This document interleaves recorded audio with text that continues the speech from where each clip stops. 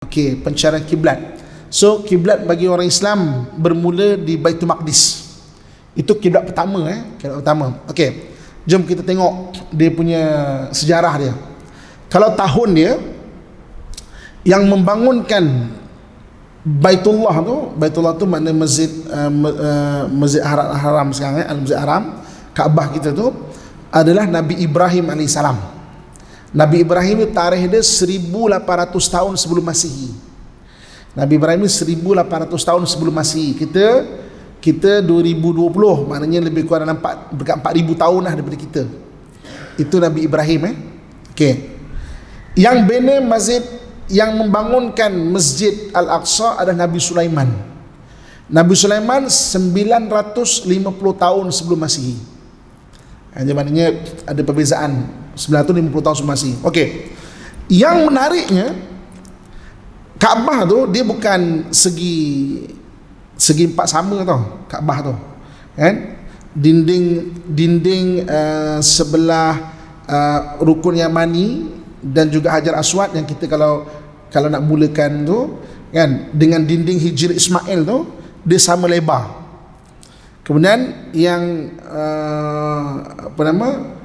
pintu Kaabah tu kan, dengan yang belakang tu sama lebar. Dia bukan segi empat sama tau, dia bukan sama, dia segi empat tepat sini dengan sini, sini dengan sini. Skala tu dibesarkan sebanyak 40 kali.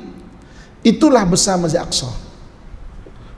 Sama tu tuan-tuan. Masjid Aqsa tu sini dengan sini lebarnya sama, sini dengan sini sama. Kan Kaabah kita tu sebenarnya dia sampai Hijri Ismail tu. Kan? Dia itu Kaabah kita sampai Hijri Ismail. Jadi mana lebar tu dibesarkan skala dia sama tuan-tuan. Sebab tu bila orang kita orang moden ni, bila ilmu matematik telah berkembang, orang makin nampak kebesaran Islam tu dan kebesaran agama yang Allah SWT turunkan tu. Dan ramai ulama berijtihad, maknanya orang yang meletakkan batu asas Masjid Aqsa dan Masjid Al-Haram atau Kaabah tu adalah orang yang sama. So mereka bahaskanlah siapa orangnya. Ada kata Nabi Adam AS, ada kata Nabi Ibrahim AS, tapi membangunkan jadi sebuah bangunan. Nabi Ibrahim bangunkan Kaabah, Nabi Sulaiman membangunkan Baitul Maqdis. Okey. Jadi kiblat untuk solat waktu itu adalah Baitul Maqdis. Habis itu Kaabah apa? Kaabah adalah tempat untuk ibadah haji. Itu beza dia. Dan solat adalah sini ibadah haji. Sampai pada tahun kedua Hijrah, pada 15 Syakban, waktu tu Nabi SAW sedang solat dekat Masjid Qiblatain dekat Madinah. Waktu tu solat asar. Okey, katakanlah sekarang ni saya menghadap ke Baitul Maqdis, saya solat macam ni kan. Saya pun sembahyang kan. Naik rakaat ketiga dan rakaat kedua, Allahu Akbar, turun ayat ini, surah Al-Baqarah ayat 144. Allah kata apa? Fawalli wajhaka syatral Masjidil Haram. Nabi naik rakaat ketiga tu, Nabi terus paling ke belakang. Kan? Okey, Nabi langkah setapak. Sahabat tak tahu tau. Semua sahabat macam, apa hal ni? So bagi laluan, Nabi ke depan. Sampai ke depan, baru sahabat semua berpaling. Jadi habis solat, sahabat tanya kepada Rasulullah, kenapa tiba-tiba engkau berpaling? Maka Allah Subhanahu Wa Taala sebut bahawa hari ini palingkanlah, maksudnya ibadah solatmu juga ke Baitullah. Orang Yahudi ketika dengar benda ni datang ramai-ramai pada Nabi kita Muhammad SAW. Wahai Muhammad, janganlah paling. Jangan paling. Tolonglah jangan paling. Baitul Maqdis maknanya itu memang kiblat pertama. Kan? Mereka beramai-ramai tak bagi Nabi kita untuk paling. Tapi bukan sebab Nabi kita, Allah SWT yang suruh. Rupa-rupanya mereka menyimpan satu rahsia. Apa dia? Besok Nabi akhir zaman, antara tanda dia akan menyatukan arah antara haji dan solat pada tempat yang sama. Patutlah ketika Nabi berpaling semua macam gempa. Betul lah. Jadi sebahagiannya masuk Islam, sebahagian macam Muhammad tolonglah janganlah paling. Jadi Nabi pun tak tahu bukan saya nak berpaling ataupun tak, Allah yang perintahkan. Maka sebagai ahli kitab datang Nabi Muhammad, aku menyaksikan bahawa engkau adalah Rasul. Kan? Kenapa? Kerana kami menyimpan satu rahsia. Nabi akhir zaman itu dia akan menyatukan arah antara haji dan juga solat. Kan? Okey.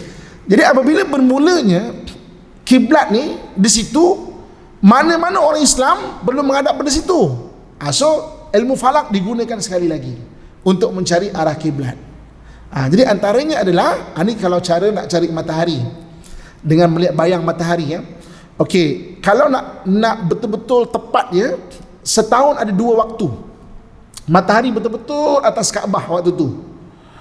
Tapi masa dia waktu Malaysia adalah pada 27 dan 28 Mei pada 16 petang dan 15 dan 16 Julai pada 5.28 petang.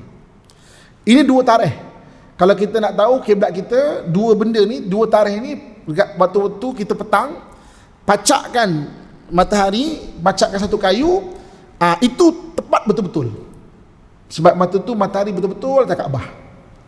Jadi bagi kita di Nusantara pada pukul 5 petang lebih kurang pada bulan Mei sekali, bulan Julai sekali.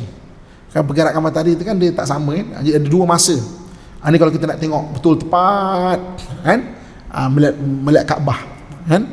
Ini sebelum wujudnya kompas yang precise kompas macam mana kita tengok kan, mana-mana masjid yang ada kat muka bumi ni, masya-Allah kan. Cuba tengok, saya baru bulan berapa baru ni pergi ke Xi'an kan. Xi'an ni adalah ibu kota negara China sebelum Beijing betul-betul kat tengah-tengah. Xi'an ni betul-betul, kalau kita tengok Xi'an ni kat tengah-tengah. Orang Islam datang ke Xi'an, Islamkan kota Xi'an. Dekat Xi'an ni banyak orang Islam. Sebelum pindah ke Beijing, Xi'an adalah kota dia. Dekat situ ada masjid umur dia 1200 tahun. Kan? Bayangkan pada 1200 tahun dulu diambil kompas sama sekarang, tepat kompas itu. Ilmu falak macam mana ikut logik kan. Orang kompas sekarang moden tu. Kan, digital kompas. Dulu hanya tengok apa nama ilmu bintang je. Tepat. Ke arah Kaabah tu tepat. Kan? Okey. Ilmu bintang digunakan sekali lagi. Ini kalau di Nusantara. Ini kalau malam-malam kejap lagi kita keluar. Kalau langit cerah, saya boleh tunjukkan. Tengok langit, kita cari bintang yang ada 3 benda ni. 3 sejajar ni. Kan? Jadi maknanya tengok langit je kita mesti nampaknya. Ini di Nusantara tau. Ini bukan di Jepun ke, di Korea ke, ada cara tengok yang lain. Ini kita cerita kita kat sini, kan? Jadi kita tengok bintang, kita akan nampak bintang ni 3 biji ni. So ini arah kiblat. 3 biji ni macam mana kita nak tahu? Sini ke? Sini ke? 2 ni kan? Okey. Kita tengok, cari 4. 1, 2, 3, 4. Kita akan nampak terus. Dia akan mengiringi yang 3 ni, ada 4 yang terang. Ada 4 yang terang. Okey? 4 yang terang ni kalau kita tengok, sini lebih rapat. Sini lebih rapat. Mana kalau sini lebih rapat, kiblat tu arah tempat yang kecil. Macam dia macam anak panah macam inilah. Macam tu Jadi tengok sekejap lagi, boleh latih. So kalau kita ke mana-mana, balik kampung ke mana ke, pergi laut pergi mana ke, di Nusantara, kita cerita di Nusantara ni, ini antara cara nak melihat bintang. Kan, kalau kita dekat Jepun kat mana, dia ada angle lain nak tengok. Ini kita cerita di sini so cari tengok lagi kalau kita keluar sekejap lagi, kalau langit terang saya boleh tunjukkan nanti. 3 ni, kena cari yang 4 ni. So yang 4 tu yang tutup sikit, itulah arah dia. Okey. Selain daripada itu, maka bermulanya makna kompas. Apabila ilmu kompas semakin matang, maka bermulalah kompas dalam ilmu falak tu digunakan untuk melihat kiblat. Secara amnya kita punya di Malaysia ni, daripada utara turun ke arah selatan 290 ke 293 darjah. So jadi maknanya itu lebih kurang lah. Mana dari Johor sampai ke Perlis ada dari 291 sampai 2, kita tengok negeri masing-masing lah. Mana dia berutara ke arah selatan tu 290. Itu arah kita punya maknanya kiblat ataupun arah kita punya kompas. Kan? Sebab kita Tak macam ulama dulu ada satu kisah kalau kita pergi ke Surabaya, di sana ada satu makam dipanggil makam Sunan Ampel. Sunan Ampel ni ada anak murid namanya Kiai Bolong. Siapa orang Jawa di sini boleh betulkan makhraj saya?